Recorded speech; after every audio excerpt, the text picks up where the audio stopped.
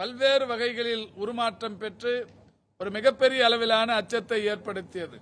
கொரோனாவின் உருமாற்றங்கள் குறித்தும் அதனுடைய வீரியம், தாக்கம் போன்றவைகள் குறித்தும் ஆய்வு செய்ய வேண்டும் என்றால் ஒவ்வொரு முறையும் அந்த மாதிரிகளை நாம் பெங்களூருக்கும், ஹைதராபாத்துக்கும், புனேவுக்கும் அனுப்பி கொண்டிருந்தோம்.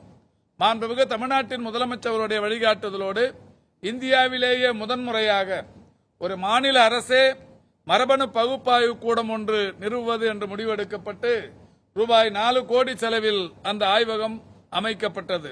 முதன்முறையாக இந்தியாவில் அமைக்கப்பட்ட அந்த ஆய்வக கூடம் 14/9/2021 அன்று மாண்புமிகு தமிழ்நாட்டின் முதலமைச்சர் அவர்களின் மூலம் திறந்து வைக்கப்பட்டது. அப்படி திறந்து வைக்கப்பட்ட அந்த மரபணு பகுப்பாய்வு கூடம் இன்றைக்கு அடுத்த கட்ட நகர்வுக்கு சென்று கொண்டிருக்கிறது. அதாவது கொரோனா காலத்தில் திறந்து வைக்கப்பட்ட அந்த பகுப்பாய்வு கூடம் தற்போது அந்த கொரோனா பாதிப்புகள் என்பது இல்லாத நிலை நீடித்து வருகிறது. குறிப்பாக 2023 மே திங்கள் 5ஆம் தேதி WHO-வின் இயக்குனர் டாக்டர் டெட்ரோஸ் அவர்கள் கொரோனா குறித்த அந்த எமர்ஜென்சியை திரும்ப பெற்றுக் கொண்டார்கள். அவசர பிரகடனத்தை திரும்ப பெற்றுக் கொண்டிருக்கிறார்கள்.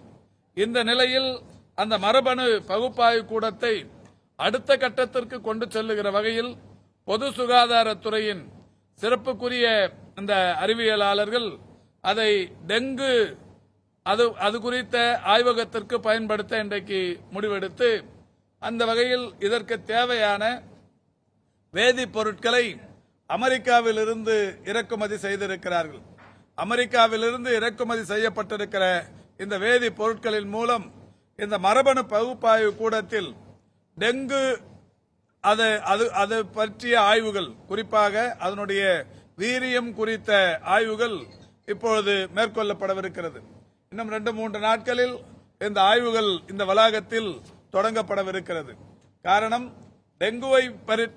டெங்கு பாதிப்புகள் குறித்து உடனடியாக அறிந்து கொள்வதற்கு ஏராளமான ஆய்வகங்கள் தனியார் மற்றும் அரசு நிர்வாகங்களில் இருந்தாலும் அதனுடைய வீரியம் குறித்த மரபணு ஆய்வு இதுவரை இந்தியாவில் எந்த அரசு மருத்துவமனையிலும் இல்லை, ஒன்றிய அரசு மருத்துவ நிர்வாகங்களிலும் இல்லை, தனியார் மருத்துவமனைகளிலும் இல்லை. அதை முதன்முறையாக இன்றைக்கு தமிழ்நாட்டில் மாண்புமிகு தமிழ்நாட்டின் முதலமைச்சர் அவருடைய வழிகாட்டுதலோடு டெங்குவின் வீரியம் குறித்த அந்த மரபணு பகுப்பாய்வை செய்வதற்கு இன்றைக்கு அதற்கான நடவடிக்கைகள் எடுக்கப்பட்டிருக்கிறது. அந்த நடவடிக்கைகள் இன்னமும் 2-3 நாட்களில் தொடரப்படவிருக்கிறது.